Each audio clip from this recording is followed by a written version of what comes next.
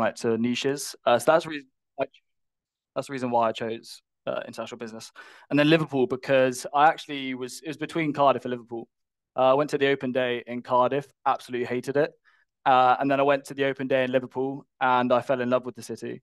So that's the reason why I ended up in Liverpool, and I don't regret it one bit. I think everyone's lucky, and you'll look back at your time and you really appreciate what you've got at the moment. Right. Thanks, Henry. My next question was what were your favourite things about studying at the University of Liverpool? What really stands out as your favourite memories from your time here? Yeah, yeah. I think it was just I don't know. I think it was a vibrant city. The culture in the city is fantastic. The lectures, the buildings, just everything was just nice. It's just got a fantastic energy about it. And again, like I come from a city called Exeter, and it's tiny. It hasn't got great energy.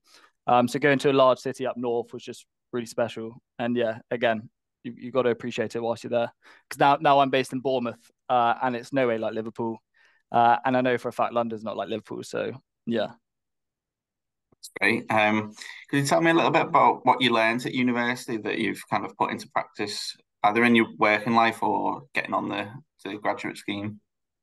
Yeah, yeah, 100%. Honestly, the main thing is kind of working with others. So the kind of collaboration side, working in teams, people you may not get along with or people you wouldn't kind of see yourself working with. That's kind of one core discipline you're gonna be able to transfer when you go into a working job. Another thing is probably meeting the deadline. So again, when you're working, you start your career, you're gonna have daily deadlines, monthly deadlines. So it always varies. But yeah, that's one big thing you learn.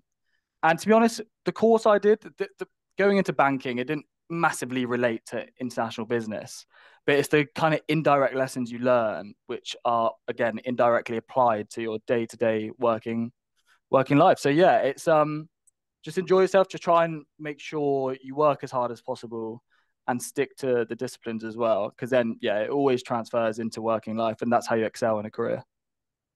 That's great. Thanks, Henry. And what did you do straight after graduation? Did you go straight into JP Morgan or did you have a little bit of time off? How did that come about?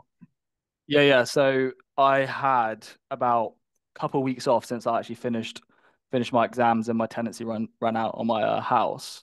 Then I started JP Morgan straight away, had my first week of work, and then I had to leave Bournemouth on a Thursday night, got to Liverpool at midnight, and then had my graduation on the Friday. So that was a bit savage. So that's the one thing. It was a bit savage having an early start and starting so soon in July. However, like I don't regret it at all now. I had an extra 2 months of earning, extra 2 months of kind of learning and developing. And that's one thing I always recommend to people, just go all in, try and get into a role straight away. Don't kind of lack around just because you want to be lazy. My opinion is just try and get straight into work if you can. Or travel. Do either or. Make sure you get memories. If you're not making the memories, make sure you're starting to develop your career. That's wonderful advice. That's something I always regretted is not traveling when I was young enough to do so. So I think, yeah, that Yeah. is on your mind before you start your career because you're a long time in work, aren't you? So do the things you Yeah, kind yeah, of want to do 100%. before you settle down. And yeah, I think that's really And good bit. I mean, that's the other thing as well you've got to look at as well. I always say to people, your career is always going to be about 40 years long, about that, give or take. And whatever your first role is going to be, it's never going to be your last role. So this is why it's so important to get into such a big company because, for example, I'm in payment product at the moment, but in 10 years' time, I could be in anything else. I could be in front office sales. I could be in back office operations. Honestly, your career is shaped so well, especially if you work in a larger company.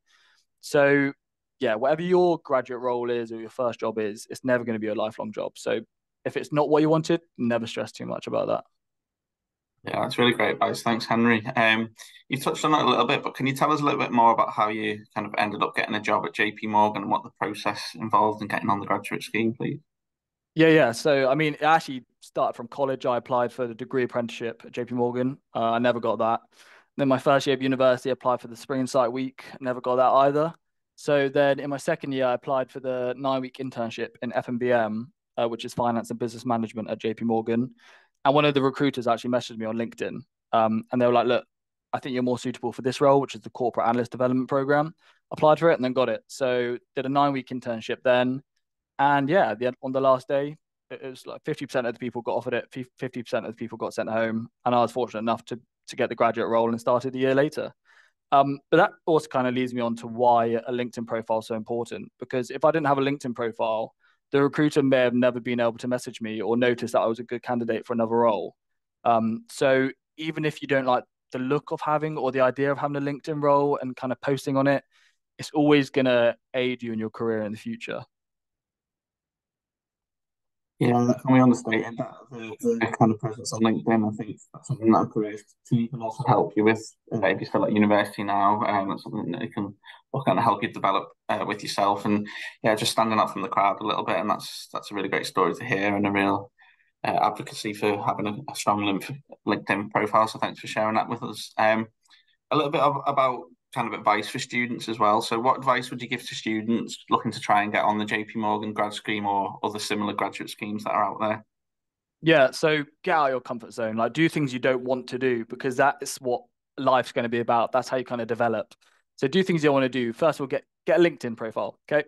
Make sure it's professional, make sure you're posting on it, following the correct pages, etc. So that's one thing you want to do. Another thing I did as well was kind of do a few virtual internships. And those virtual internships allowed me to look like I had some experience within like an investment bank or consulting.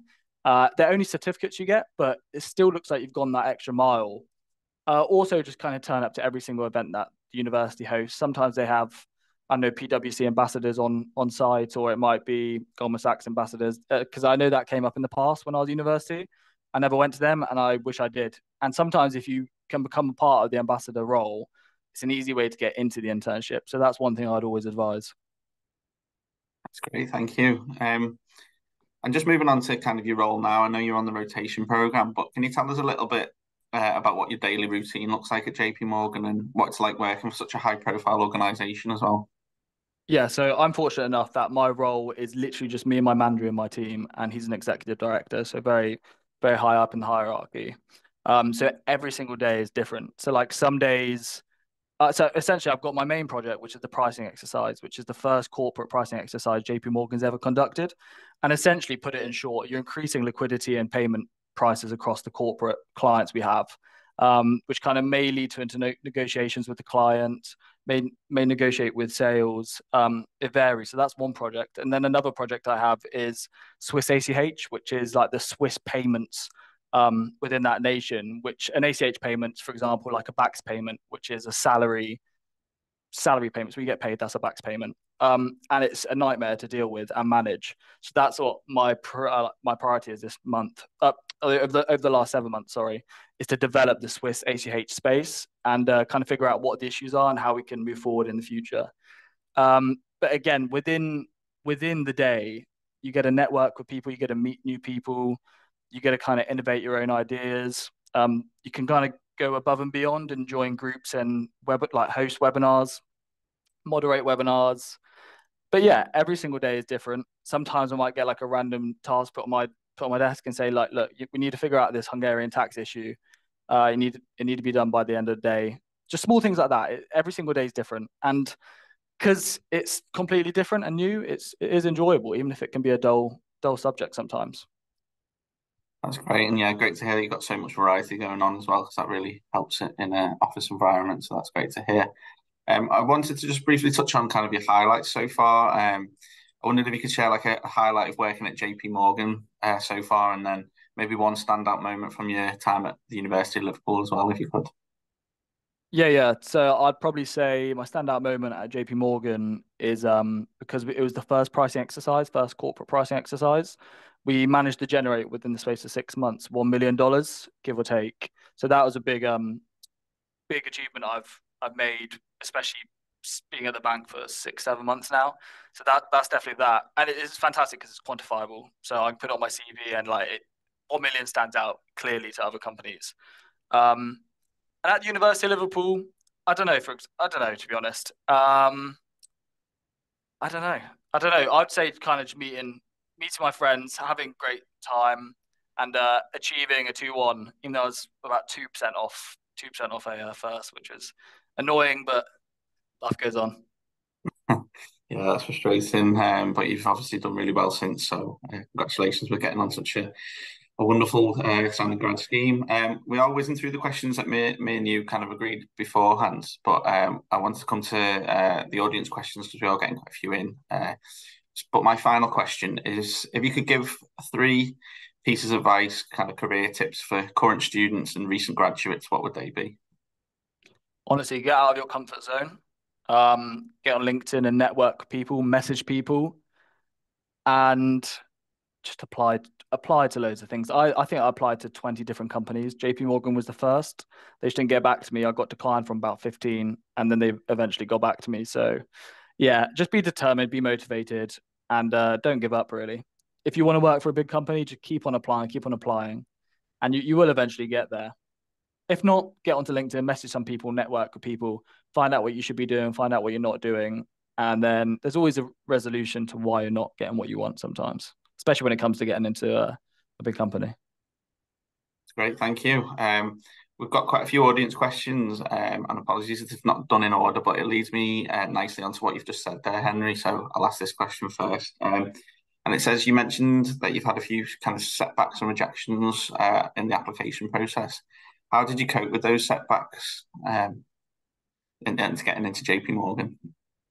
Yeah, so it is savage. It's so savage. I think it was my second year. I was applying to loads, um, and I wasn't getting a lot of them. So it was really demotivating. But you just got to be aware, and you got to know that you are going to get declined from a lot, and that's just what life is. That's how it's going to go. Um, yeah, honestly, just keep going through it, and you will eventually get one. One thing I always did as well was have a strategy. So apply to some smaller firms as well, so I can get that core experience. And then if you work in a smaller firm, you can end up kind of building up to another larger firm. So it always works out, and a career is always going to be a windy path. It's never going to be an uphill trajectory. So yeah.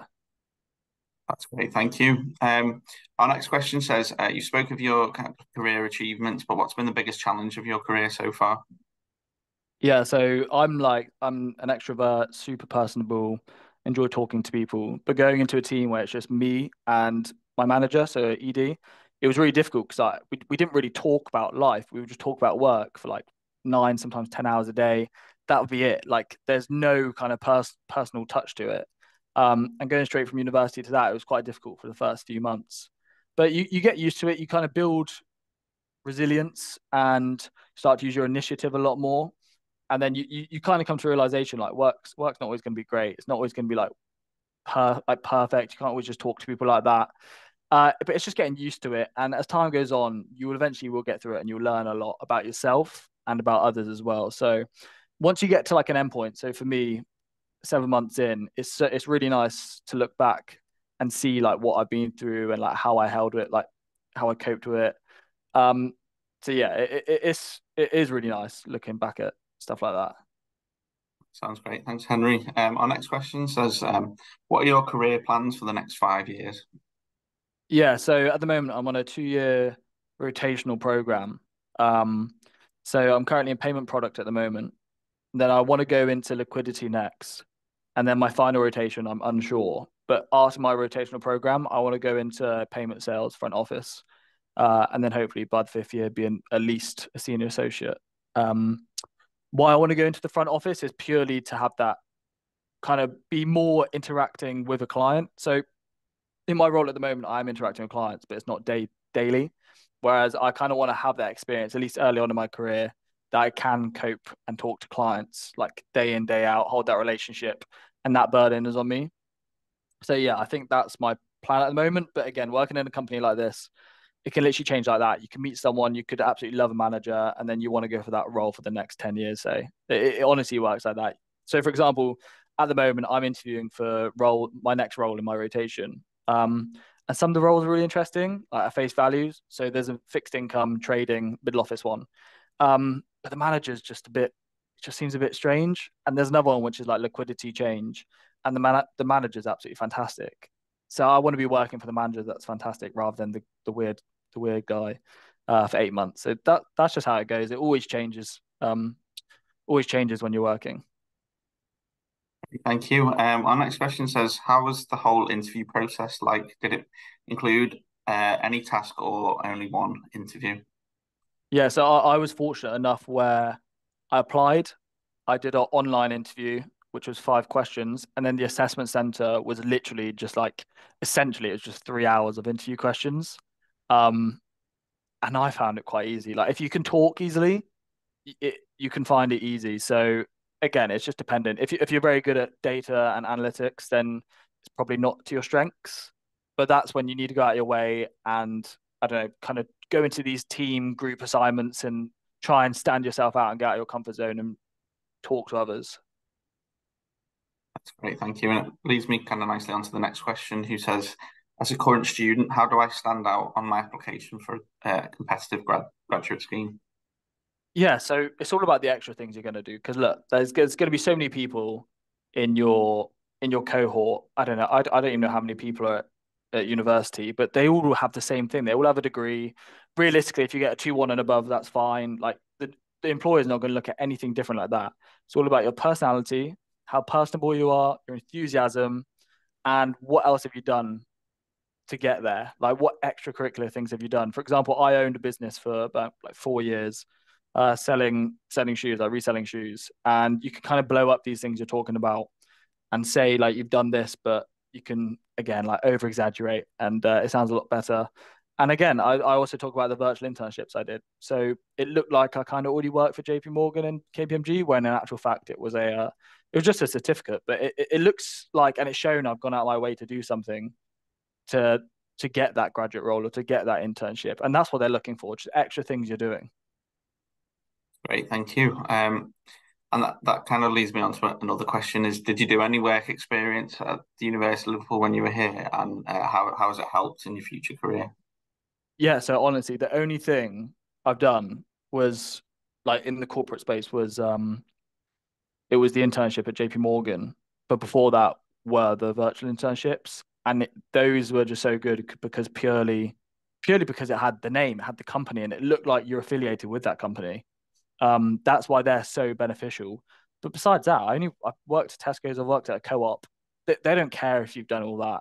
They care about if you've done an online course to learn about payments or to learn about banking or fixed income or liquidity. These small things, and make sure you add it to your CV, even if it's like an hour webinar on like a liquidity powerhouse, something like that. Just always make sure you add it because it looks like you've gone the extra mile and you've learned about something which you want to do in the future. Yeah, I think that's really important, actually. I think a lot of people kind of underestimate those types of courses. And as you're saying, employers really do value things like that because it's maybe something they don't have to train when you do join the Yeah, organization. yeah. So just add as much as you can to your LinkedIn profile, I think, is what you're saying, Henry. And I think it's a great piece of advice that people may not have realized. So any courses you do attend, and there's lots of things going in our careers department as well that you can get involved with, mock assessment centres and mock graduate scheme interview processes. So get in touch with the careers team. They'll definitely be able to help with things like And this. again, like those mock assessment centers and mock interviews, like I've been there. Like you don't want to do it when you're at university because you just want to be chilling, you want to be studying, like you don't want to be going out your way to do this stuff. But honestly, you'll look back on it, and the more times you do those things you don't want to do, it will really get you closer to that job you want. Not all the time, but it does help and it is beneficial. So it is always worthwhile capitalizing on those opportunities you have with the career office. Absolutely. And yeah, what's the worst that can happen? You can go away and feel really Exactly. prepared for the time it actually happens in real life. So yeah, make as most of the career service and all the opportunities that we have whilst you're at the universities would be my one big takeaway from today. The next question is, how's the work-life balance in investment banking? Um, Yeah, so to clarify it, I work in an investment bank and my role is product management in payments. Investment banking, if you want to become a investment banker, your work-life balance is horrendous. You will honestly work 17 hours a day, sleep 4 hours, and that's it. Like it sounds like bollocks, but honestly, they work from like 7 o'clock in the morning to 2, 3 at night sometimes. It's nuts. It sounds like a lie, but it's honestly true. However, not in investment bank. In my role, longest day I do is 10 hours. And even 10 hours still sounds long. To me, it is. But like when you're doing it, it's not because you're not just working, you're also networking, you're talking to others. I might take out 45 minutes to do this today, like that. And I'll be getting paid for this from work to do this. Like these big companies allow you to do stuff like this. and it's really rewarding and incentivizes you to work more. So honestly, my work-life balance is fantastic. Um, and it's always dependent on like how like what you make of it. So for example, like you can go to the gym in the morning, you have an extra hour in the evening. You do your food shop another way, you might have an extra 45 minutes after. So it's always how you manage it as well. It's not always just how much work you do because it varies with everyone. Some people here will do 12-hour days but still feel like they have a work-life balance. So yeah, yeah. Yeah, it's really up to the individual and as you say, how you manage it, but that's really interesting. So thank you. And next question says, do you need any certification or levels to be an investment banker? So if you want to become an investment banker, I do recommend you would, especially now, is start to study your CFA. So CFA, I can't remember what it stands for, but it's a certificate which pretty much all front office staff who's within commodities, equities, etc. have. And it's essentially like a degree, but within the space of like 5 months. Like some people do it here, and like JP Morgan don't fund it. It's quite expensive as well. But if you have that on your CV, you're going to get into a front office role, not easily, but it's going to give you a big boost. Again, if you want to be an investment banker, fair enough, but it's a lot of dedication. You lose your life, your work-life balance. Everything's bad. But yeah, that would be the best one, a CFA qualification. Yeah, that's really interesting. Thank you. The next question is, have you had any training since joining JP Morgan and what's it been like? Yeah, so us on a graduate role, we spent a week up in Canary Wharf kind of training. And it was a really good interactive kind of training sessions because they were just doing like team building, like presentations, Excel, like we use automation tools, which is like low coding we use. So they're really, really on it when it comes to training. And they always provide opportunities to train. So, for example, like I managed to like win a competition on a presentation. I managed to present in an auditorium in Canary Wharf office, which was terrifying when you're doing it. But when you come back and look at it, it feels like a great achievement that you've done it, and at such an early stage of your career, because most people won't even be able to do it in a career. So yeah, they're always fantastic on training, and they always kind of allow you to train whatever you wish. So, for example, I don't really like to use automation too much, purely because I don't enjoy doing it. It's a fantastic tool to use, but I don't enjoy it. So they don't like push it on you. That's the great thing. And I enjoy using Excel. I enjoy doing like the pivots, learning like how to use it without a mouse. So that's what I kind of focus on. So it's always independent, and the training's always very individualistic. Really interesting. Our next question says, what was it about JP Morgan that really wanted you to make you to join, sorry, and apply?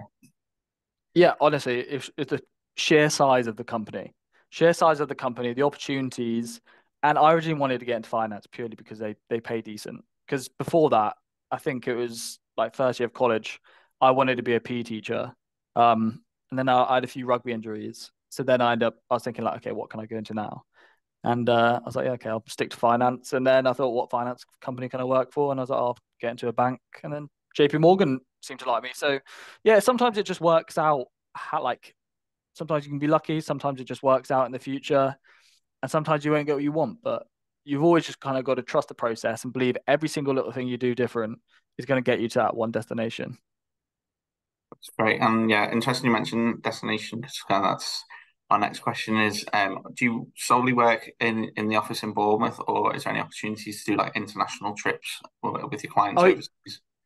yeah, yeah, there's absolutely loads of chance for that. So, for example, I'll go up to London, say, monthly. You can go more, you can go less. I've got some fellow friends in my cohort who are going to Frankfurt next week on an off-site team building exercise, and another one who's going to Delaware in Texas, I think, or somewhere. I think it's definitely somewhere in Texas for a week. So there's always opportunities, even as a grad, and that's very rare as a grad. But when you're in like the full-time role and you rolled off the program, you have a ton of opportunity. Like I know someone in my wider team, she's called Rachel, and she went to Kazakhstan like 3 months ago to learn about their wire payments, and their clearing houses, and now they're going to South Africa next week. So there's always opportunity to travel. That's really good. The next question is, what has the attitude of senior members of the company been towards you when you've not been good at a task? Do they give you the benefit of the doubt as you're early in your career, or are you expected to ace everything? Yeah, so that's the advantage of like not being an analyst. It's the advantage of being like a graduate corporate analyst because they're aware you just came in. They're aware that you have been at university for 3 years and you won't know it. So they're a lot more lenient on the tasks you do, and they're more willing to invest time into you to develop your skills. So that was actually one thing that surprised me coming into this job is that everyone was like super friendly, super kind, and they're really keen to develop your skill set. Again, can be very different if you're literally an investment banker because the work you're doing day in, day out is dependent on like a multi-million-pound deal. So it varies. Like if you're in a front office role, the senior management can be absolute dicks, but reap the rewards with pay because the pay is astronomical sometimes. So it's kind of finding that balance. But again, if you end up in a front office role straight away, you may not always stay in it or you may not like it. It always honestly depends and varies your career. That's really interesting. You mentioned, sorry, there's another question. You mentioned that you're reapplying for, or you're applying for your next move in the organisation. How have you been preparing for that? Yeah, so we have like these sessions called spotlight sessions, and the managers spend 20 minutes talking to us, kind of selling us their role. So I had those. I had about nine of those. After each one, everyone I enjoyed, I emailed them saying, hello, like your role sounded interesting, dynamic, and super engaging. Those ways you want to grab a drink for like 30 minutes, chat about it. So far I've actually had two of those, two of those networking sessions with two managers. And honestly, like you just talk to them, like ask questions about them, ask questions about the role, what you do, and then just go back to them. Like when you're networking with someone, just ask questions about them and they absolutely love it. That would be the best thing to do in my opinion. And that's what I'm doing at the moment. Yeah. So next week I have about five other networking sessions with them. And I have an additional, say, four networking sessions with other graduates in my cohort because my current position is also going up for grabs for another graduate to go into. So yeah, these next 2 weeks are going to be fun just talking to people about the role and asking questions about them. That's always one thing. Just if you're interacting with anyone in any day life, just ask questions about them because people love it. I think that's a great bit of advice. Yeah, we are getting lots of great questions in. So thank you for those from the audience. The next one is, how do you start as an entry level data analyst with no experience? Can you suggest some essential certification that would increase the chances of getting hired? Yeah, okay. That's actually one thing I always wish. That's one thing I don't think you get taught in your course. It's always very qualitative, not very quantitative in terms of technical skills such as Excel. So I had no idea how to do an X lookup, a V lookup, a pivot table, like all the tiny Excel shortcuts. That's what you can do. You can even do it in your spare time. Literally, just go on Excel, learn those core skills, a pivot table, an X lookup, and just like shortcuts like equals, average, equals mandate, median, just these small things. That's what you want to know. And that's what I'd advise all of you to do. If you want to get into banking, just crack down on your Excel skills now, even if that's just making like a budget planner, because you get Excel free with university. So you can just create a little budget list and then just play around with it, make different sheets, try and do an X lookup, try and do a pivot. That's my recommendation because even the bank won't even tell you to do that before you join, which I think they should. That's great. We are kind of coming towards the end of our audience questions, so it's kind of a last call for any more questions from the audience before we wrap up. With one more from the audience, and then I've got a question at the end for you, Henry, if you don't mind. But if there's no other questions, yeah, just please last call for any further questions. The next question says, do you ever face imposter syndrome, and how do you deal with that? Yeah, well, especially at the start. Because you always just wonder like why me, like why did I get chosen for this job? You'll get it in any job pretty much, but when you work in a super large company you always get it and like think why the hell me, and you'll never know, like you'll literally never know why, which makes it even weirder. But I don't know, it's just kind of feeling comfortable in your situation, feeling comfortable in your team helps. And the good thing about JP Morgan's, they run events, and these events will literally be like imposter syndrome, how to cure it, and all these small things. And for example, like we had an imposter syndrome webinar. No, it was an in-person one, sorry. And the host, the moderator, was like, "Okay, so put your hand up if you've ever faced imposter syndrome."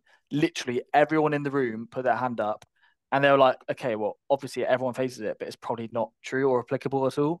So it's just going to these events, taking every opportunity at an event I go to, and just trying to feel at ease and feel comfortable within my team. That's always kind of my recommendation when it comes to imposter syndrome.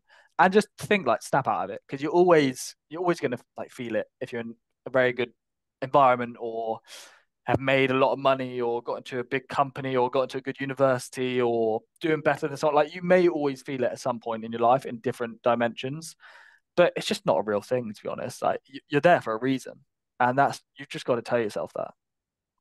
Yeah, I think it's a big thing that we are seeing a lot more of it crop up. And I think what I'd just add to that is the organisation has seen something new in the first instance that has made them want to kind of employ you and has given you that opportunity and put you in that relevant role. So they want you to succeed as well. It's not as if they want you to go into that role and fail. They will give you all the tools, hopefully, to kind of set you up to kind of succeed. And it sounds like JP Morgan have given you kind of all the tools, Henry, to succeed. So Exactly. yeah, And it just honestly, the amount of development you see in yourself within, so since I joined was July, so 6, 7 months I've been here now. I've developed a huge amount, and you only notice it when you're coming to the end of like your first rotation. And it's like a fantastic moment. Like you'll never learn so much. Like when you join a company like this, like you learn so much, and you actually can't believe how much you've learned. Um, so yeah, that's just one thing. Like it's always exciting as well, like your personal development as well. Just everything. It is fantastic working. Like it's always very daunting, especially in your third year. I was like, oh, because I'm going to be working soon 5 days a week. But honestly, yeah, I can't speak highly enough of it. It is fantastic.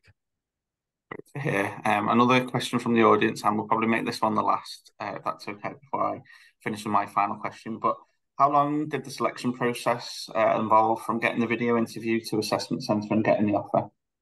Yes, that's a weird thing. So I applied in August 2021. So August 2021, didn't hear back from them for a couple of months, and then heard back from them in October 2021. And then I did the assessment center, and they got back to me the next day saying I had it. So literally, I was waiting for a few months, 3 months, I think that is, something like that. But then after I did the assessment center, once I got it, it was literally a day later I found out. Really interesting. And I think your session kind of has reinforces Henry, but it's kind of don't give up as well. You've Yeah. had a few setbacks. You started your application process a few years before you actually started. So it's really don't give up, don't get disheartened. If you do get setbacks, there's stuff out I there mean, for yeah, everyone. also in that process as well, like I was still applying. I got to other final stages like Lloyd's Banking within risk department, Grant Thornton, other things like that, and like a small local one. So even though you're not getting accepted, them just keep applying. That's my own advice. That's great. And thank you to everyone for all your questions. We've had some really interesting questions there, and I know that Henry's advice will be of a great help to you, and we wish everyone all the best with their careers as well. I know you're really busy, Henry, but just one final question from me, if I may. So you mentioned kind of at the start that we'll probably be working for kind of 40 years in a lifetime, which is a scary thought. But once you get to the end of your career, what will success look like for you? What will you look back and think, yeah, I've been successful there? How will that look like? Yeah, yeah. So it's not always down to like how much money you make, what position did I get up to, how far up in the company did I get. It's like what did I make? What did I change? Like did I do things for the first time? Did I make like a change to the environment, say, for example? Did I help other people develop in their career? Did I do like it's those things, it's like different pillars. So like did you help others? Were you kind? Did you like initiate changes in that company? Like obviously you don't want to make a load of money, obviously you want to work up, get high in a position, etc. But like it's just you want to help change and help a positive change. So, like for example, at the moment, I'm working in sustainability groups in JP Morgan just to make a change on site. And another group, I've applied for a leadership role in a business resource group called Next Gen, and that's to help like develop analysts and associates' careers with advice of others. So it's always just things like that. You've always got to take into account stuff like that, and that's why it's good as well at university to do things like that, like join groups or I mean societies, because you can always talk about them. So yeah. That's great. We wish you all the best with your future career as well, Henry, and we really appreciate you sharing all your And, fantastic ideas and your uh, experiences so far. And if anyone wants to contact me, you can message me on LinkedIn. I'll always help you with advice. And yeah, I appreciate today and appreciate the time, everyone joining. And yeah, good luck in your studies. Thanks, Henry. Yeah, and if people want to get in touch with me as well for any assistance, you should all have my email addresses, or I can kind of ask questions to Henry on your behalf as well, because I'm in touch with him. So, yeah, just thank you to everyone for participating today, for asking so many great questions.